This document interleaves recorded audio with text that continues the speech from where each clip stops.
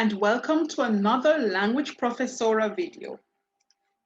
We have been looking at some conversation questions, and this is part 2 of Preguntas Personales. This is going to be a multi-part series. I honestly cannot say how many parts there will be as yet because we have all of 61 questions to go through, and we are just about to pick up at question number 6. So let's get into it. So we've already looked at ¿Cómo está usted? ¿Cómo se llama usted? ¿Cuántos años tiene usted? ¿Cuándo es su cumpleaños? ¿De dónde es usted? And ¿cuál es su nacionalidad? If you did not see those questions, you need to go back and watch part 1. But let's get into the remaining questions in this category. And so we begin with Número 7.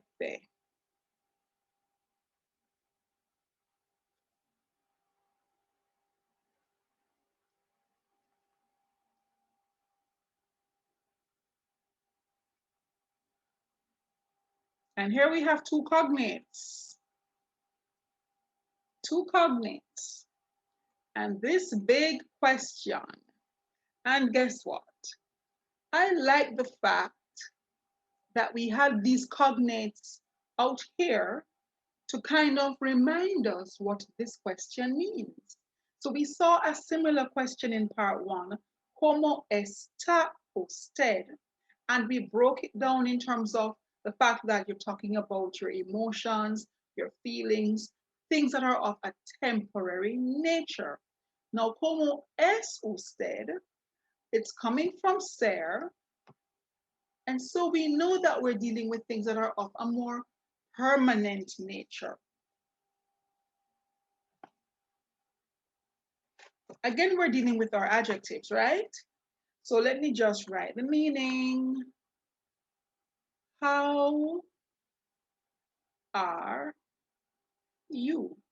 But in this case, it's asking, what are you like? And it's what are you like in terms of your personality and your character. So these are things that are an inherent part of you. This could also have been in terms of your physical appearance. So bear that in mind. But in this case, you're being asked specifically about your personality. Those things that are a part of you that's not physically visible, but it's a permanent part of your makeup or your structure. So how do we respond to this? So again, ¿Cómo es usted? What are you like? Your response would be, I am. So we have to pull for our first person singular conjugation of ser, which is soy. And here now we insert an adjective. And we are inserting an adjective that applies to permanence. So if we're going to say soy inteligente, and remember here they're asking about character and personality, not physical yet. Soy inteligente, soy antipático, although we don't want anyone to be antipático. But in my case, I would say antipática because I'm female. Soy trabajadora. I'm hardworking. If it were male, it would be trabajador. But those things that are of a permanent nature. And as per usual, we are going to flip the question a little bit. Because suppose you were asked, ¿Cómo es él? Or Asia, or Anna, or su mamá. Again, asking, what is he like? What is she like? What is Anna like? What is your mother like? You would respond by saying, he is or she is, Anna is, my mother is. So this is how the response would look. Lo siento. él or ella or Ana or me. Remember, we switched that so to me, mi mamá. Then we pull down our verb es. Es, and again, you insert your appropriate adjective. Remember that your adjectives, lo siento, remember that your adjectives must agree with your noun in both number and gender. So, as I mentioned, number, let's kick it up a notch. Suppose you are having a conversation and you tell the examiner that you have three brothers and she wants to know what they are like in terms of their personality or their character. This is what the question would be. ¿Cómo son sus hermanos? Sus hermanos. Translation, what are your brothers like? And so, lo siento, you would respond by saying, mis hermanos. Again, you pull that down and you switch it around. Mis hermanos. And again, you look for your verb and you pull that down as well. Son. Now, because it's more than one, any adjective that you're going to insert has to be pluralized. You have to make it plural because you're talking about more than one. So if I'm going to be using the adjectives I had up here, I'm going to be saying rather, my brothers are intelligent. Mis hermanos son inteligentes. That S has to go on it for the plural version. Or son antipáticos. Or son trabajadores. We have to keep those adjectives agreeing with our nouns. Okay, let's move on to número 8. And following on the heels of como es usted en carácter or de personalidad, we have como es usted físicamente.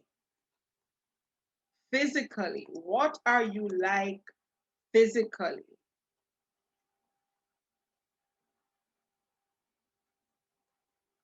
Here is where you pull out your adjectives that speak to what you look like. And the response is the same. ¿Cómo es usted físicamente? And so you look for your verb. Es, coming from ser. What are you like physically? I am. Soy. And if you are alto, if you are delgado, well, in my case, well, I'm not going to say alta because I'm not tall, right? But if I were tall, I would say alta for me because I'm female. Soy fuerte, I am strong, and the list goes on. The same thing applies if you're being asked about someone else's physical description. So the examiner could say to you, ¿Cómo es su hermana? What is your sister like physically?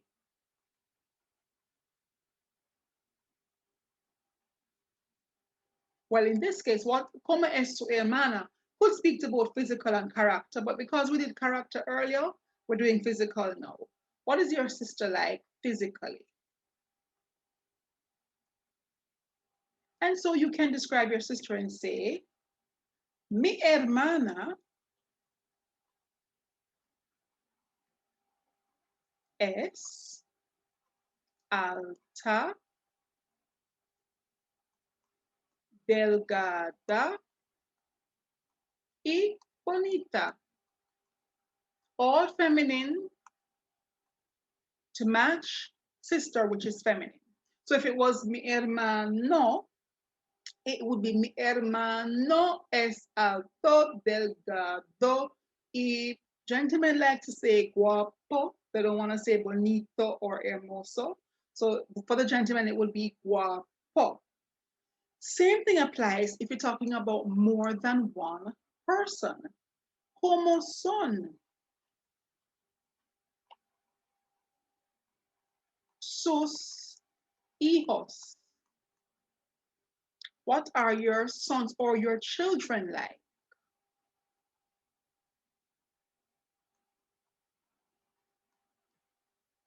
Because the hijos could mean children as well. Remember that when you have a mixed gender, it can be masculine or feminine. You tend to use the masculine plural form of the noun. What are your sons or your children like? And your response, we go back to what we did earlier. Grab that, put it down here. Mis hijos. Grab your verb, put it down there. Son, and you insert your adjectives.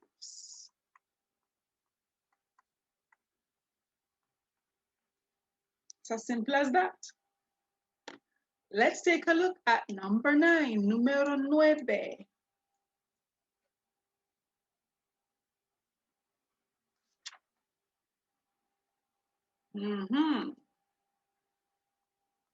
¿Cuál es su número de teléfono?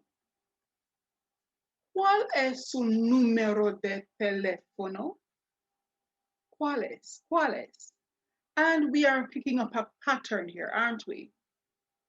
So we have a couple cognates. So do I really need to translate this? I'm going to do it just the same. What is your telephone number?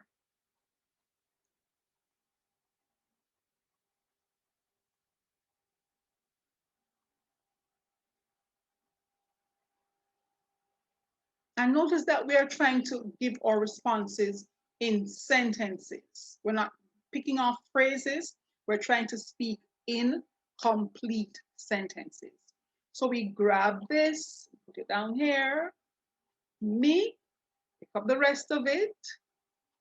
You're seeing the pattern, aren't you? Número de teléfono. Grab our verb, put it down there. Es, and you give your response. Now, here is where you definitely need to know your numbers. So if you don't know your numbers, you need to go learn them in order to answer this question. Okay? Now, notice what I have been saying. From the very beginning, I said this. Well, the beginning of the first video, I said this. The clue to answering the question is always in the question itself. So if you notice, we have been picking up the phrases from the question and dropping them into our answers. We've been picking up the verbs from the question and dropping them into our answers. So that is how you deal with your conversation questions. The clue is always somewhere in the question itself. Número 10.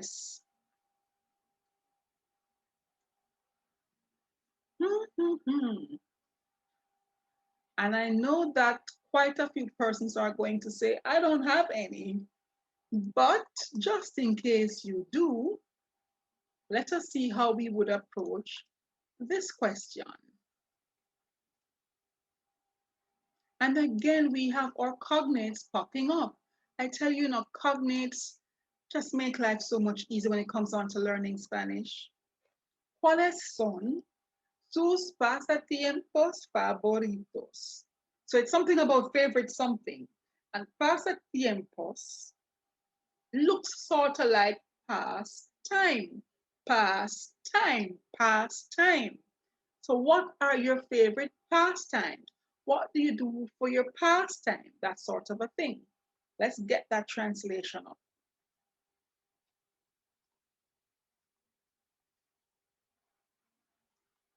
What are the things that you love to do in your spare time? Okay, what are your favorite pastimes?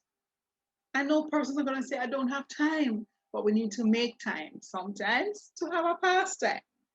Let's see how you would respond to this. Again, damas y caballeros, it's so super easy.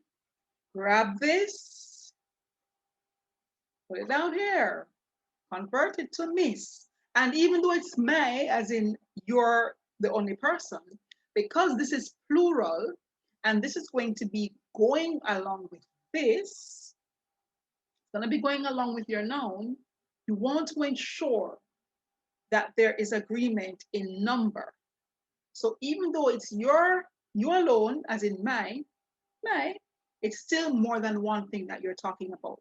So mis pasatiempos favoritos, and then you grab your verb, put it down there, son, and here is where you list more than one thing. Has to be more than one thing, right? More than one. And here again, you're not going to be inserting an action, but you're going to be inserting a noun, a thing that you do. Okay, so be very careful with how you respond to this. Mis pasatiempos favoritos son, and then you list the different things that you like to do. Things, not actions. Okay, be very careful. Now, suppose you have only just one thing, and you're gonna say, well, I have only one favorite thing. Mi pasatiempo favorito es, and you list that one thing because you're using the singular, one thing. I don't know what it is that you like to do. So you are going to fill that in and comment below. What are some of the things that you like to do? And our final question for this video is, which is quite similar to número 10. ¿Qué le gusta hacer los fines de semana? Quite a few things here that we should be familiar with. So we have le gusta that we are familiar with, and the complete verb phrase in this question is le gusta hacer. Remember, the first thing we pick up is our verb. Then we pick up the rest of it. What is it that we're being asked in regards to the verb? Because this could have been, ¿qué le gusta hacer en domingos? ¿Qué le gusta hacer en la playa? ¿Qué le gusta hacer en la oficina? It could have been anything that you're being asked about. In this case, you're being asked, ¿qué le gusta hacer los fines de semana? Let's translate this. What do you like to do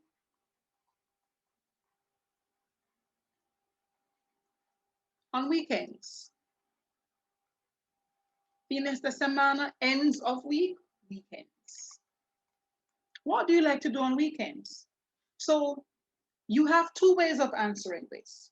You can either put your verb structure first, followed by what it is that you like to do, and then you put on the los fines de semana, or you can spin this around completely.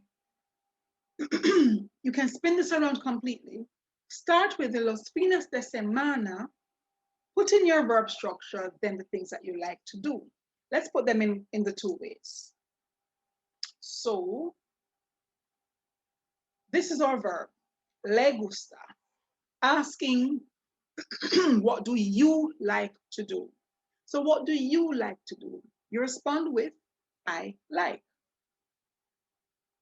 So you can say me, let's change the color ink here.